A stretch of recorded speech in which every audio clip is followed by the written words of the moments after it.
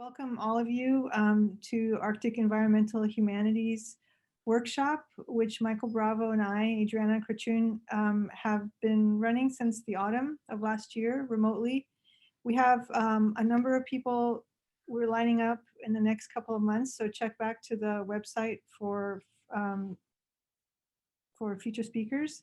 Today, I'm very pleased to have a large, to be able to introduce to you a large collaborative project, which is the Mediated Arctic Geographies Project, funded by the Academy of Finland from 2019 to 2023. So the project is ongoing. It's a project devoted to studying the poetics and politics of Arctic geography in contemporary fiction and art. And it investigates how Arctic geospheres are aesthetically shaped and mediated to become vehicles of environmental, geopolitical, and social concerns. So this is really important to us for the series to show the interaction and the value and the significance of humanities and culture in shaping what is a discourse that tends to be determined by the natural sciences and the social sciences. So the principal investigator is one of our speakers, along with three of his colleagues. So I'll just read these in non-alphabetical order. So first we have Johannes Rike, who is a professor of English literature at Tampere University in Finland. Joining him is Lisa Ravna Finnbog, an artist and doctoral research fellow in the Department of Cultural Studies and Oriental Languages at the University of Oslo in Norway. Also joining is Markku Salmela at the University of Tampere, also in Finland. And their fourth collaborator is Anna Westerstall Stenport, a professor of modern languages at Georgia Institute of Technology. And their talk today is titled The Mediated Arctic, the Poetics and Politics of Contemporary Arctic Geographies. Thank you very much, Adriana and Michael, and thanks for the kind invitation to this really interesting and fascinating series. We're very pleased to be here. We're also very happy to see such a large group of people. It's always a little bit interesting in these times giving a lecture on the couch of a cozy chalet somewhere in the mountains, which is quite a new experience for me. Yeah, I'm looking forward to the exchange with you, and please don't feel free to, if you would like to interrupt me at any point, feel free to do so. And we're going to be talking for about half an hour. I'll be giving a 15-minute introduction to the project as a whole, and then my three co-presenters will give sort of brief snapshot presentations of individual chapters from the book project we're currently working on. I'm going to share my screen with you. This is the title of our project, Mediated Arctic Geographies, and we've chosen this wonderful map by the Sami artist Hans Ragnar Mathisen of the circumpolar Arctic, because it, for us, wonderfully embodies what we are trying to do with this project, namely looking at the ways in which the circumpolar Arctic, the geography of the circumpolar Arctic, is mediated in fiction and art. Now, a few facts about the project in general. The project is funded by the Academy of Finland, and it's a 4-year project, an ongoing one from 2019 to 2023. It's based at the University of Tampere, but we have a wide network of collaborators from different universities in Finland, in Sweden, Norway, Greenland, the UK, the US, Canada, and Switzerland. So, and there's about, at the moment, I think there's about 25 people in the project. There are various events associated with the project. One of them is a conference in Inari, which will take place in August 2021. And I'll send the CFP for that conference to the organizers of this series to be distributed further, if you like. And then we'll also have a number of smaller workshops. In terms of the results or the outcomes and results of the project, we are working on 2 co-authored books. At the moment, we are working on the first of these. And I'll say more about the first book in a moment. And then we have some sub-projects also connected to it. One of them is an annotated online bibliography of mediations of the Arctic in contemporary fiction and art. And the other one is a creative online atlas. Now, I want to now, in the remaining time, I want to briefly present both the overall aims of the project as a whole, but then in particular also that first book that I mentioned already. So a little bit of background about the motivations for the project. Since the signing of the Kyoto Protocol in 1997, the Arctic has entered worldwide public discussion to an unprecedented extent. It's become the center of attention within debates on climate change, on global geopolitics, for example, as a global climate archive, and also as the site of various scrambles for Arctic resources. And in the last 20 years, the Arctic has therefore been hyper visible in international politics and in global media. However, the discussions about the Arctic, as Adriana already suggested before, often very much take place in the natural sciences, for instance. And we want to offer a kind of counterweight to that, to emphasize the cultural and social dimensions of Arctic geography. In parallel to this general hypervisibility of the Arctic, the last 2 decades have also seen quite a drastic increase in fictional and artistic mediations of the Arctic in different media, ranging from literary texts and cinema and animated film to media like comic books and maps and music videos. And these mediations of Arctic geography also include works by indigenous authors, filmmakers, and artists that frequently challenge Southern depictions of Arctic geography, or have very different mediations of Arctic geography. And of course, there are also mediations that can't neatly be divided into an either outside or inside view, but are perhaps somewhere in between, or kind of challenge even that binary division. So the project as a whole studies different mediations of Arctic geography in contemporary fiction and art, as I've said, and it has 2 primary aims. The first of them is to investigate how Arctic geospheres, how geographical spaces of the Arctic are aesthetically shaped and mediated to become vehicles of social, cultural, environmental, and political concerns. The second aim is to trace the continued impact of historical mediations of the Arctic by reading contemporary literature and art through the prism of earlier discourses, both from within and outside the Arctic. We draw on a range of theoretical perspectives in the chapter as a whole, and then also in the sub-projects connected to it. I'll just hint at some of those. One area would be approaches that examine how landscape and geography are experienced and made meaningful in cultural representations and mediations. Another important background are theories about media and mediation, such as Arjun Appadurai's Modernity at Large, for instance, as well as discussions of the creation and mediation of space and geography in specific media.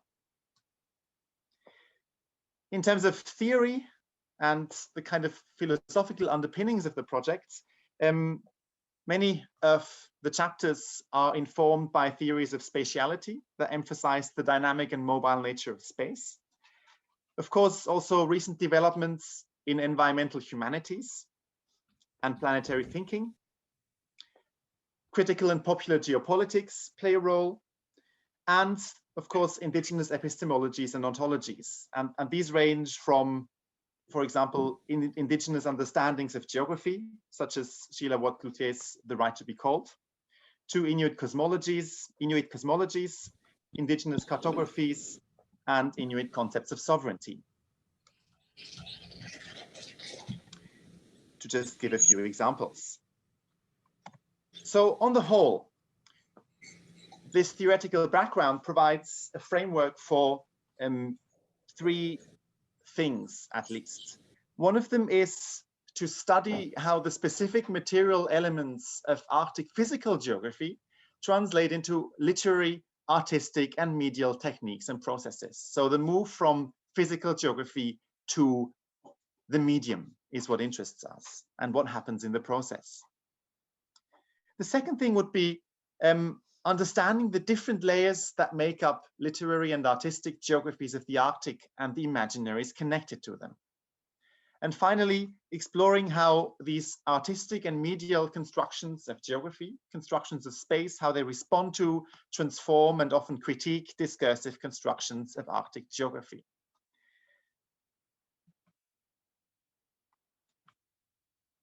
I want to now, before I go into some examples, I want to say a few words on some of the key terms that are in the title of the project. The first of them is geography. On the one hand, this for us refers to the different Arctic geospheres that I've already mentioned. For example, snow and ice, rivers, coastlands, wetlands, and urban spaces.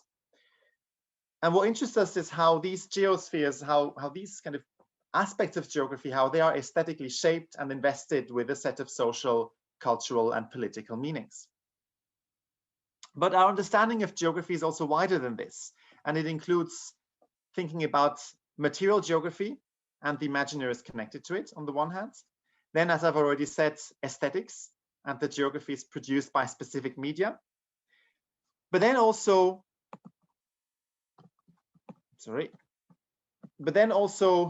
geographies of artistic production and collaboration, as well as geographies of distribution and consumption. And all of these together for us have something to do with mediating geography. Which takes me to our second term, mediation. It's a term that perhaps we prefer to representation because it suggests something more active and it signals the creative transformation and shaping of geography in different media. And it's also a good term for this project because it does justice to the specificities of how different media create space and geography. The third term, Arctic. A lot of things one could say about this term. But very generally and very broadly, how we understand it here is as the circumpolar world around the north of the Arctic Circle. Yeah, around the north of the Arctic Circle. But we are less interested here in lines on maps. The way we understand the circumpolar Arctic follows the spaces in which people live, and in some chapters in which animals live, and also the spaces of the imagination. So on the whole, then, we want to offer perspectives on the circumpolar Arctic in its materiality and mediality. In other words, we are convinced that it matters how geography is imagined and how geography is mediated. And I want to give you a couple of brief examples.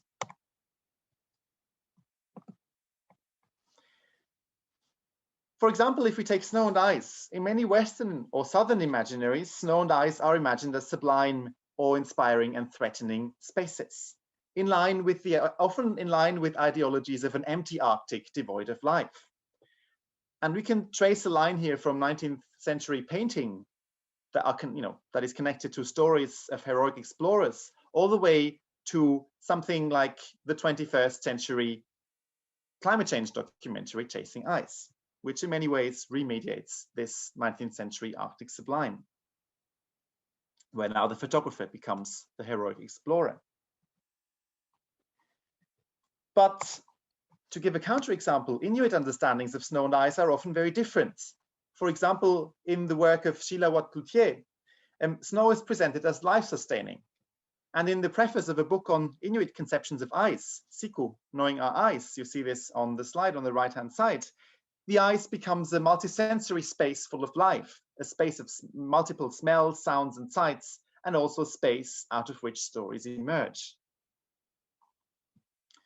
So these are very different kinds of mediations of geography that have important consequences.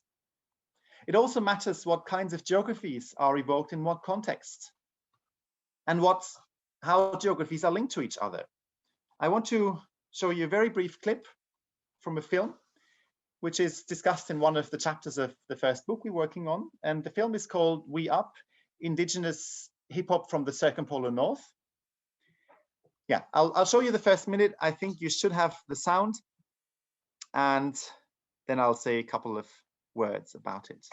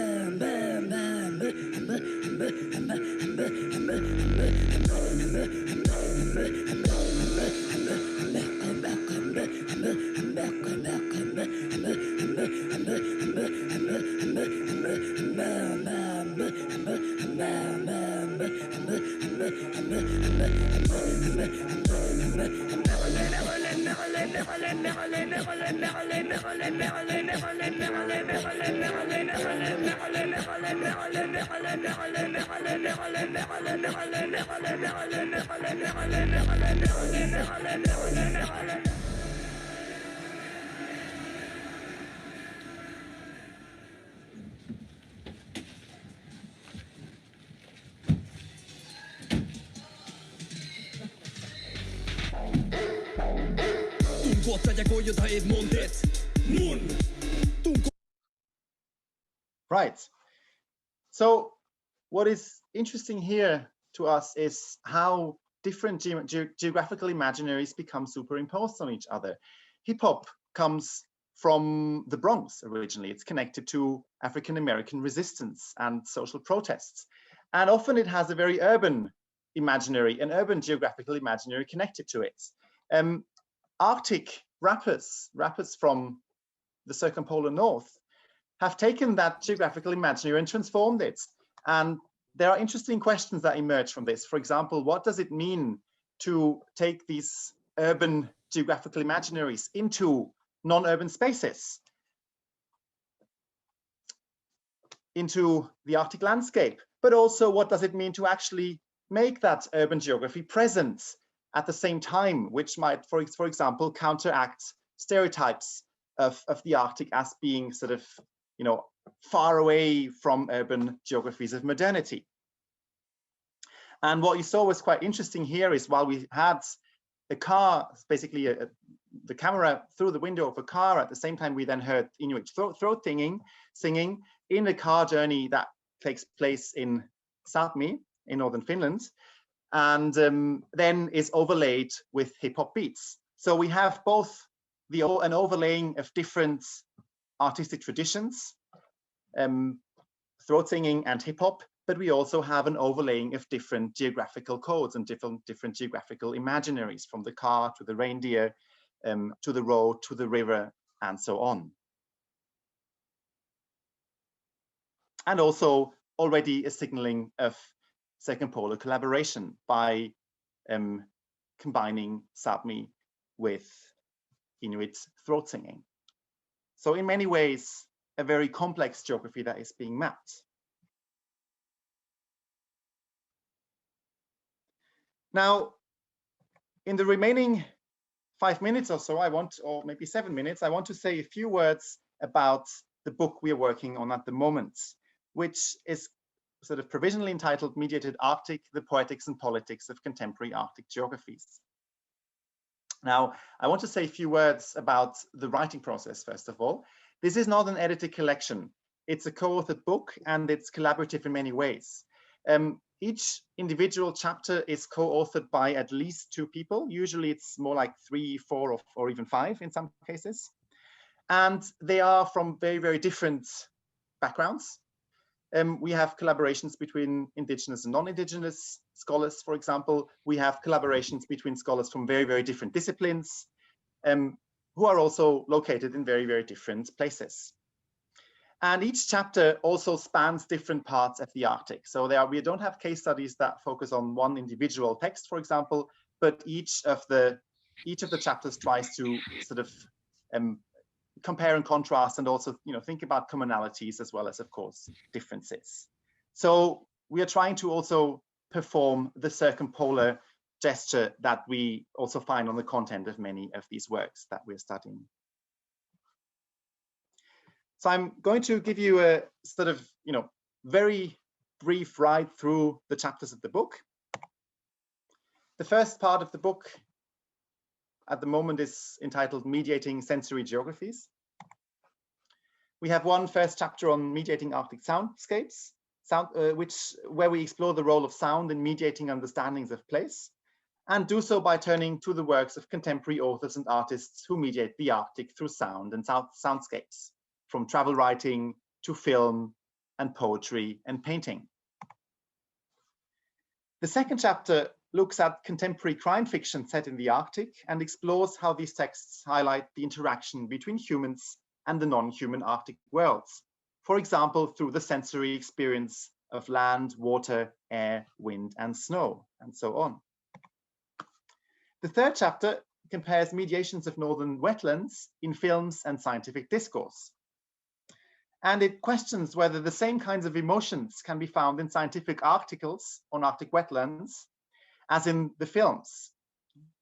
And it argues that in both cases, wetlands are approached in a way that conveys feelings of uncertainty, anxiety, fear, and various other emotions. The second part is called Mediating Environmental Geographies.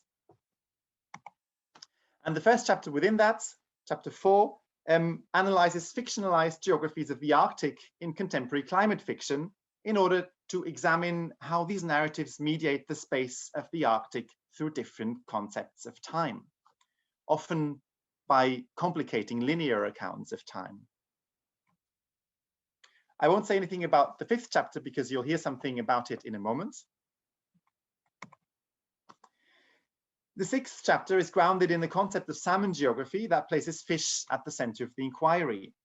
And it puts two travel narratives into dialogue with poetry and digital artwork by North American indigenous artists to examine what geographies are created through these salmon stories and images.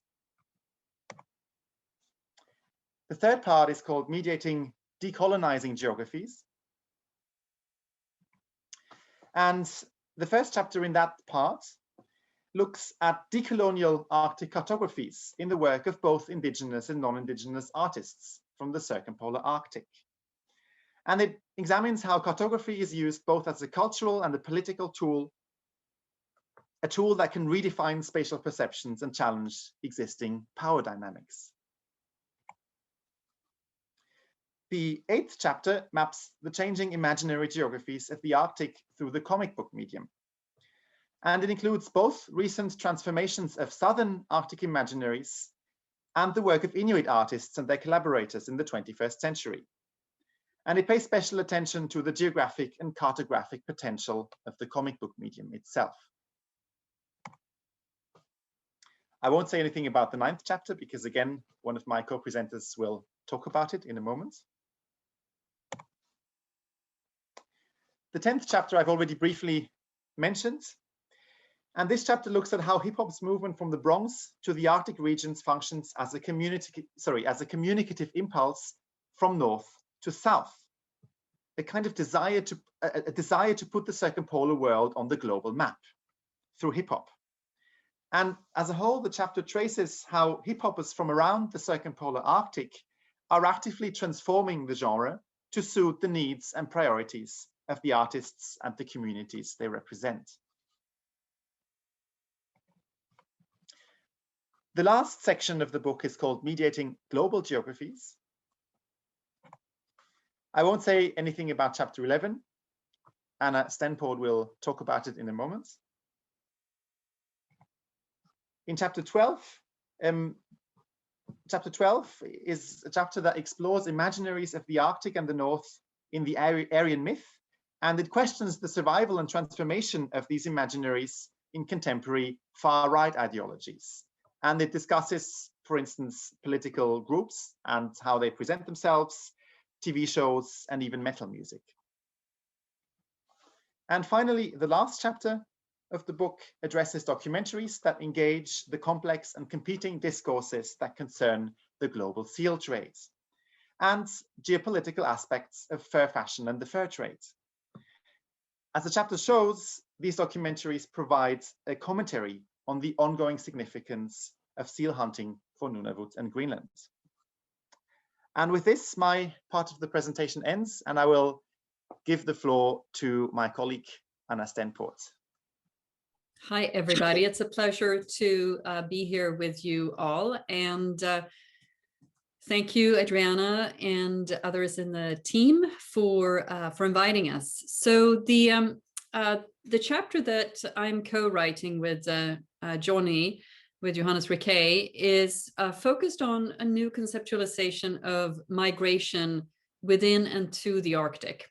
So we're looking at new migration stories, examining how the land mediates migrant and refugee experiences in recent cinematic representations of the High North, in contrast to frequently discussed stories of settler colonialism, or conversely, stories of suppressed and rediscovered indigenous identities. This chapter inquires into stories where the Arctic and its inhabitants are connected to the global circulation of migrants and displacements from wars, famines, or national disasters in the global south. And we're looking at this from a perspective, a broad perspective that's circumpolar. And where the case studies are listed here, and they're both fiction films and documentaries. And what we're really hoping to do, we're taking a page from Adriana Creation's suggestion that, as she writes, that the circumpolar Arctic is central to any planetary consciousness, to explore how these films poeticize geography and their construction of the Arctic as a relational space, creating surprising connections that span the globe by tracing lines and networks that are fundamentally different from those of the northward movements of imperial powers, or the southward movements of northern communities moving south for education, jobs, and in some cases, prison and healthcare as well. So the way we're thinking about this chapter is that it's based, it employs a couple of different methodologies. So on the one hand, we're looking at migration data, not in detail, but as overall in terms of resettlements of refugees during the last 5 to 7 years into Canada from the war in Syria, into northern Norway, Sweden, Finland, and the kinds of migration stories that are emerging. And many times these migration stories are, or at least the ones that we're looking at, are juxtaposed with an indigenous context or an indigenous experience of the land, or of geopolitics, or of various forms of cultural reaction or integration. And we're interested in both fiction film, drama, fiction film, and documentary to get a span of these kinds of representations. And very often what we're seeing is that these films are also engaging implicitly with aspects of resource availability, circulation of goods, economic conditions in the north, and so forth. And we're really quite interested in bringing a range of theoretical perspectives, as you see on the slide, from Apadora and Spivak and what Cloutier and so forth. So I'll end here, and happy to invite questions. And I think that was just a little over my 1 minute allotted. Thank you. Good evening, everyone. My name is Lisa Finnborg, and I'm a Sami scholar from the Norwegian side of Sápmi. And together with Sangwa Krossen, who is Inuk from Greenland, I'm writing a piece on indigenous sovereignty and material culture, which we have entitled Putting on Sovereignty, the Gakti of Sápmi and the Kalaallisut of Greenland as mediations of indigenous sovereignty. I think a good place to start would be the notion of sovereignty, because we are sort of moving away from the idea of sovereignty as it exists in a Western governance model, where sovereignty is often synonymous to the idea of an independent authority. In an indigenous context, however, sovereignty is a spiritual notion. So it's something that we assert through relations with ancestors to homelands and to waters. And these links serve as the foundation for our ways of being, of knowing, and of doing. Within most indigenous worldviews, our ontologies are shaped by our relation to the land. And this has led to the common idea of indigeneity and diaspora as opposites. In large because an indigenous diaspora has traditionally been understood as the result of ancestral homelands being dispossessed by means of colonization and capitalist expropriation of lands. And thus, the ties between people and land are disrupted or broken. In our work, however, we assert that indigeneity and diaspora are in fact deeply intertwined, as the ties between land and people continue to be the foundations of indigenous ideology and culture.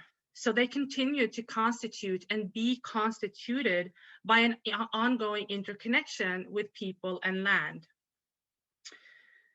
And this question, the question then becomes, how may communities, when in diaspora and arguably removed from the homeland, continue to have a connection to the homeland? We assert that indigenous sovereignty is the key. And I'll give a short example by sharing with you some reflections on the gakti, which you see in the pictures here. So the gakti is a customary garment that we have in Sápmi. It's deeply embedded in meanings and values. And it also represents family, kin, as well as land.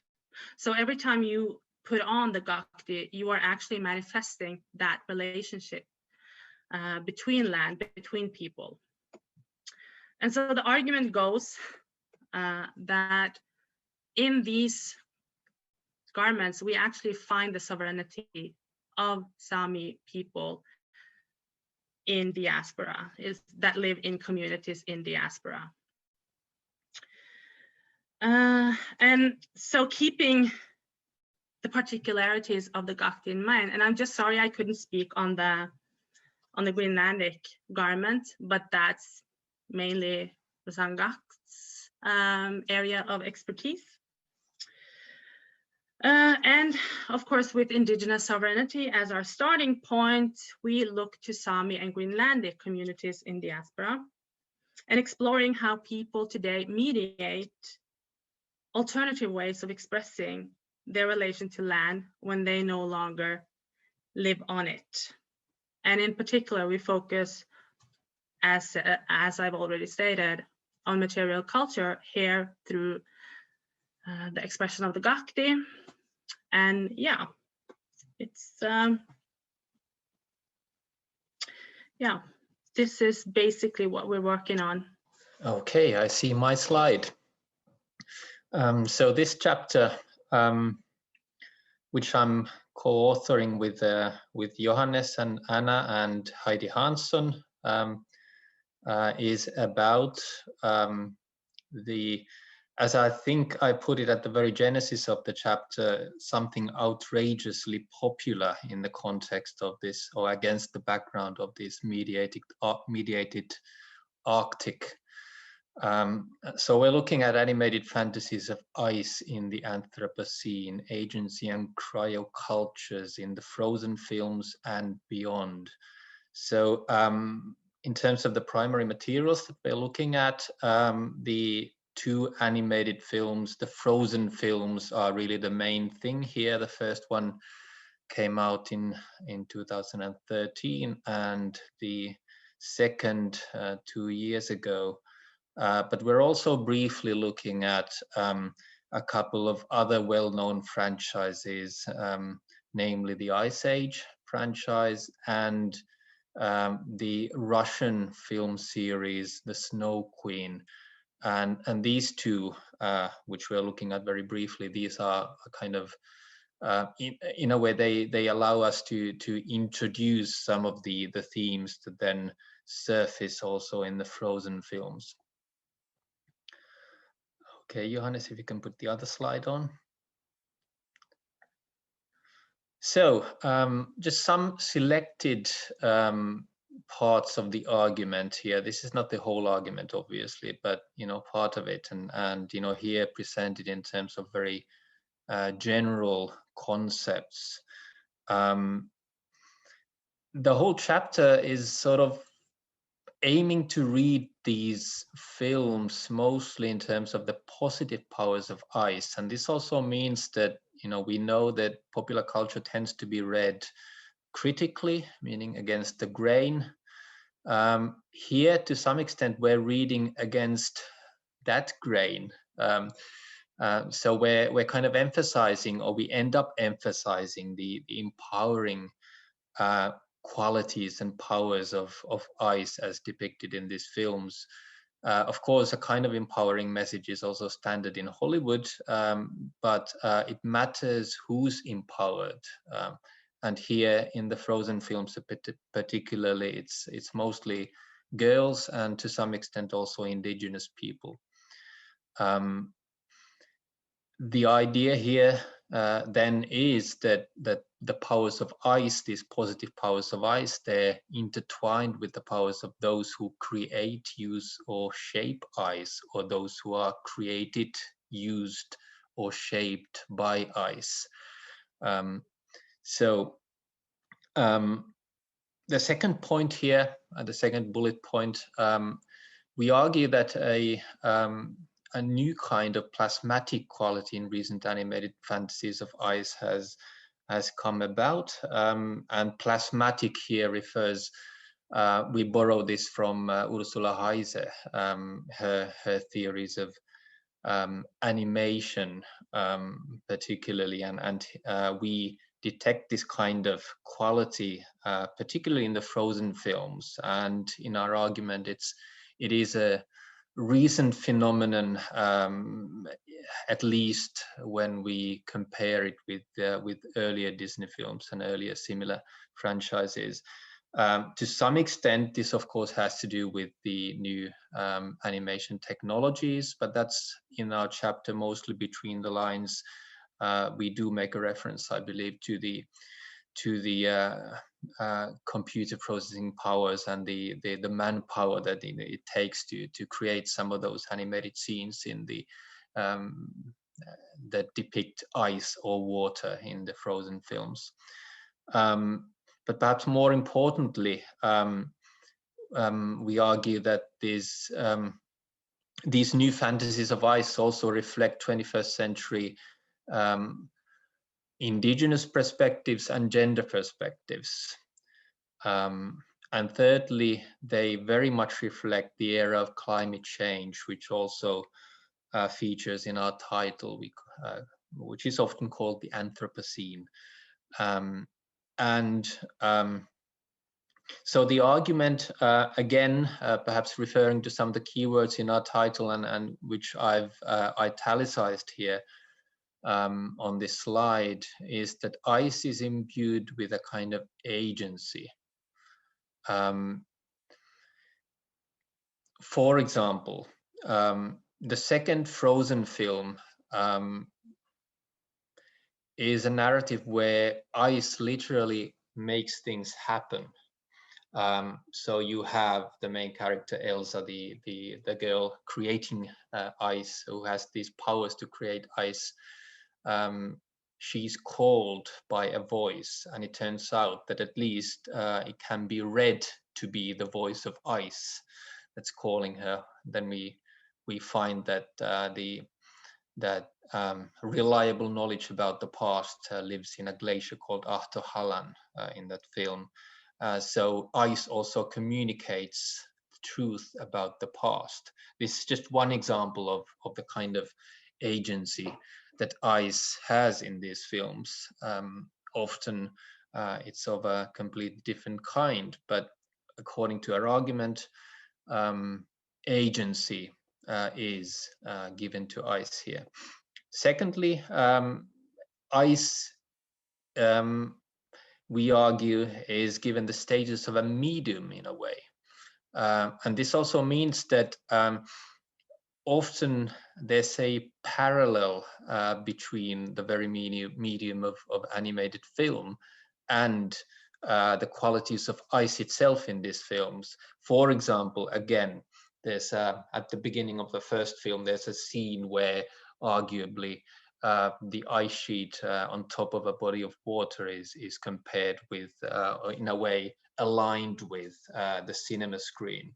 So there are these meta-cinematic moments in these films, which we find particularly interesting, because we also want to focus on the mediation here. Then the last point I put here on this slide is that in our reading, there are these different and intertwined cryocultures, cultures of ice that speak through these films. And these, of course, include the Hollywood tradition of depicting ice, indigenous cryocultures, and then gendered discourses of ice, among others. So there, in a very small nutshell, this chapter on the frozen films. Thank you. Well, first of all, it's really impressive that you can collaborate across such distances in time and space, because Michael and I are writing a book together and we're only in 2 time zones and there's only 2 of us. Where it is a logistical hurdle, and it's very impressive that you're doing this so robustly in such a large group. One question, I was really interested in the hip hop artist Johannes that you showed us, and I was wondering if you could talk a bit, well, any of you really, about questions of transcultural influence and sharing, and this kind of rich collaborative convergence in the circumpolar, but also questions of cultural appropriation, which in different contexts is strongly resisted and critiqued. How are you thinking about that boundary between collaboration and transformation versus appropriation? Or is that even a useful distinction in the work that you're working with? Specifically about the rap context now, you mean, right? Yeah, that or example, yeah. but in general, I mean, I was Yeah. just thinking of that as you were showing the Sami, the convergence of Sami and Inuit and African American into this wonderful mix. I mean, the film, you know, to say a few more words about that chapter, perhaps we're taking that film as a starting point to then go on a little tour of the circumpolar Arctic and the hip hop artists that have emerged in it. And what the film does, and I really recommend this to all of you, it's really a fantastic film and it's freely available on Vimeo. So you can all just, you just Google the title of the film, I put it in the chat, and you'll find it. The film is basically, it follows different indigenous hip hoppers from the circumpolar Arctic, and it kind of goes around. It's sort of, you know, the filmmakers traveled with them, and it basically, the fascinating thing about it is that, first of all, you know, it's circumpolar in that it sort of it moves between these different spaces and these different rappers. But then within this, in the second part of the film, we also see an actual collaboration between these hip hop artists that kind of emerged in the context of the making of the film, where they had a concert together in Sápmi at the music festival. And so in a way, the film isn't just about collaboration, but it also actively itself creates collaboration and leads to collaboration. So, and in a way, that was our cue for us to think about how are these hip hoppers already kind of looking across boundaries and looking sort of, you know, looking towards an idea of circumpolarity.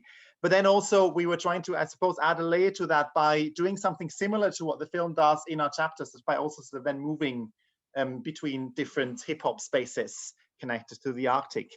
I'm not sure, in this particular case, I'm not sure how to respond to the comment about appropriation. I mean, what is appropriated here is of course African American hip hop in a way, but hip hop from itself was already so much a space of resistance, and there's been a kind of there's a concept by a scholar whose name I now don't remember that we use in that chapter, which is that of connective marginalities, and hip hop has over the last decades very much gone global, and it has become a way of also creating connections and collaborations between different situations of oppression and to create spaces of resistance. So I'm not sure appropriation is a useful concept here, but perhaps a positive form of appropriation even, I would say here, in the sense that there is basically that there is both an appropriation of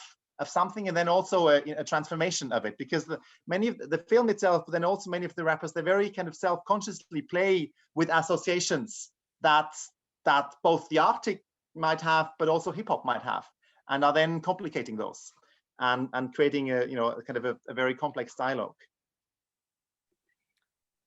That's super interesting. I mean, that question is because I know there was a case of, I believe it was a Dene performer who was using throat singing in Canada. If somebody knows better than I do, and there was a lot of controversy over her use of throat singing, and even though she's an Indigenous person, also a First Nations person, but I mean, I wondered if Lisa Ravna, could you, in your work on diaspora and garments and material culture, I mean, part of what's happening when you have that high visibility of those traditional garments is that they are then available for commercial, for costumes or for commercial and use and appropriation. How is that? Does that play a role in what you and your colleague were working on in your chapter?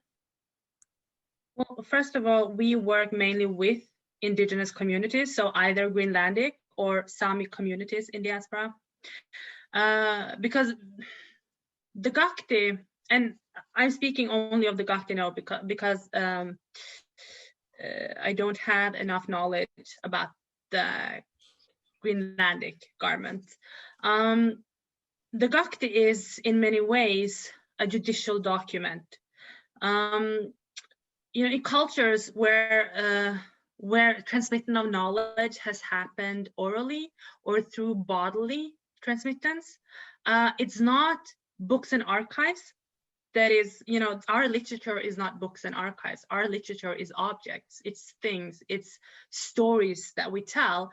And in this case, it is also the Gakti. So the Gakti is a document that describes the right you as a wearer have to your community. So even when you live in diaspora, because I live in diaspora, so I live in the capital of Norway, and that's quite a way from my home communities. But I still put on the Gakti, and it's still a part of my expression of indigeneity, but also a part of my everyday apparel. And if someone that did not have ancestral rights to wear the Gakti would put it on, that would be an affront, because that would imply they taking legal rights to something that they do not have. And I think oftentimes when we talk about appropriation, a lot of the things that Indigenous communities, when they point out that something is appropriation, has to do with things, objects, practices that are highly embedded in very complex and very rich and very important worldviews or ontologies. And so I would, for me, for instance, even though I am Indigenous, I would never dream of putting on something that did not belong to my culture and community unless that right was granted to me or gifted to me from someone in another culture. And I think, the lines of appropriation are somewhat blurred, but also because I think in many ways, when we look at Indigenous communities and Indigenous knowledges and systems of value, for so long, they have been judged common property and, the property of the colonizing states, that when we try to reappropriate ownership, the problem occurs that we are asserting ourselves and our rights in an area where people are used to us going silent and not saying anything. So appropriation is a deeply complicated, the processes of that connect to appropriation are deeply complex. And I think it's very difficult to say this is the good way, this is the bad way. I think it depends on situation and context. And often we will see collaborations between Indigenous communities of different cultures and from different homelands. And when that happens, you know, it might be a form of appropriation, but it is still, you know, if it's done in collaboration, that is one thing. But if someone goes in, even from an indigenous cultures, and takes something from another culture and apply it to their own for financial gains or for whatever reason, that's something that I think in large communities do not support. One of the concerns of Arctic environmental humanities over a number of sessions has been thinking about cultural productions from the Arctic. And this is a project that seems to cover really a wide range of bases in very interesting ways. I just wondered, question Johannes and the team, has your project helped shed new light on the economics, the social economy of arts production in the Arctic? Have you been, can you tell us a little bit of maybe what you've been most surprised about, possible links, circumpolar links you were referring to, or something about the resilience of funding, whether it relies on state funding as much as one might imagine? And yeah.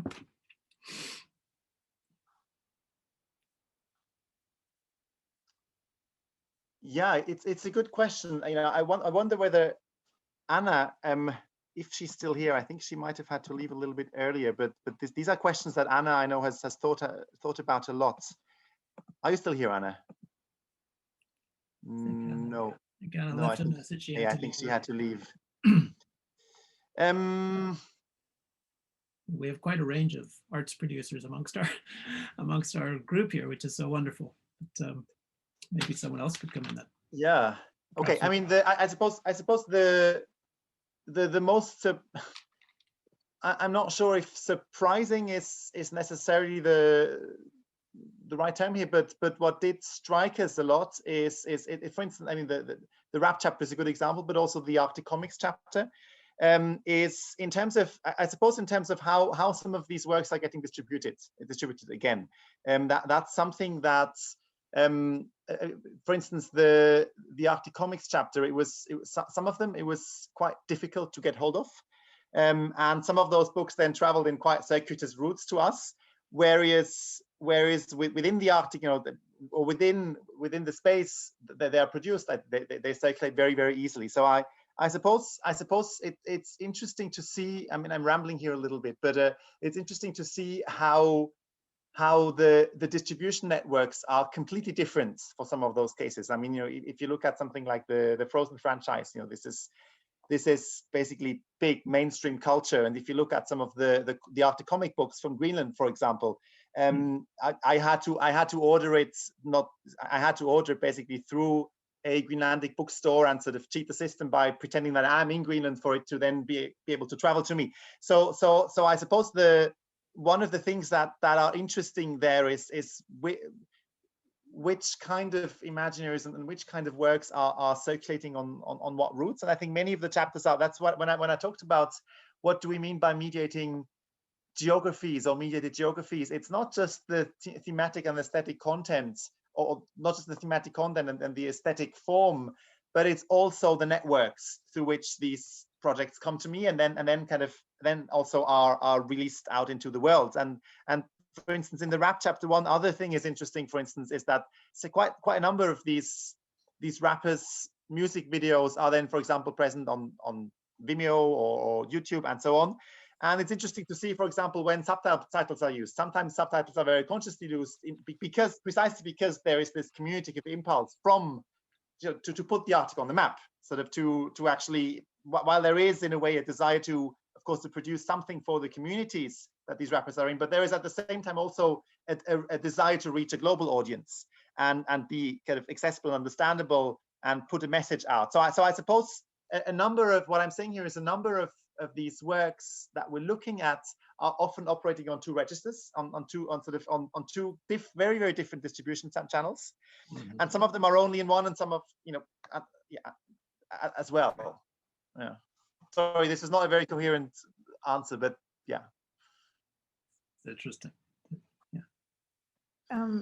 I've been trying to get some books from Greenland that are very hard or if not impossible to get for me here in the United States. And actually, it's kind of nice, isn't it, that there are limits to the tentacles of Amazon, and that some things are not, are not accessible to you, because that's the way, that's the material reality of things. But it is interesting what you can and cannot get. So it's kind of, I have to be in Greenland or in Denmark to get these things. So hopefully someday I'll get there.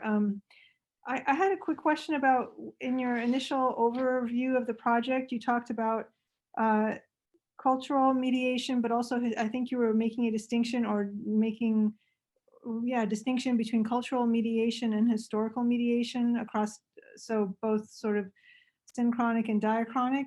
And I'm just wondering, given how I know there's a contemporary focus to your project, but is there a historical dimension that you're bringing in? Is that are different scales of time important for your project, for thinking through the Arctic?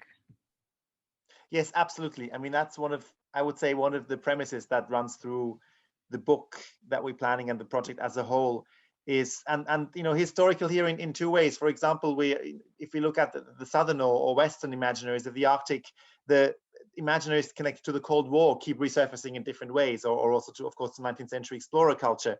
In the comic books, there is, for instance, there's a series of books we're looking at from the last decade or so that are sort of transforming these existing historical imaginaries in for instance, the context of climate change. At the same time, if you look at some of the indigenous films, for instance, that we have in the project, or also the rappers, what we have there is a remediation also of, for instance, oral storytelling traditions or oral culture more generally.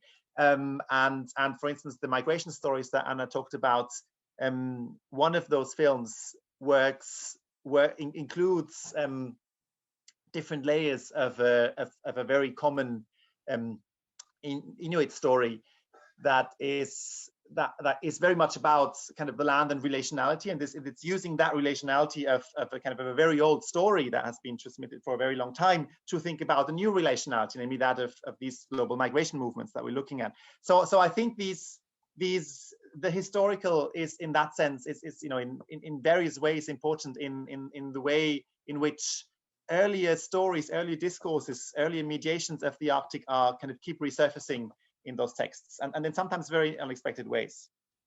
That makes a lot of sense.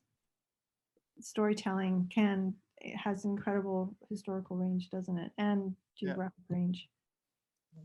That's wonderful. Thank you guys for your time, and the project sounds absolutely wonderful and incredibly rich, and will give me a lot to learn about and think about and see and watch.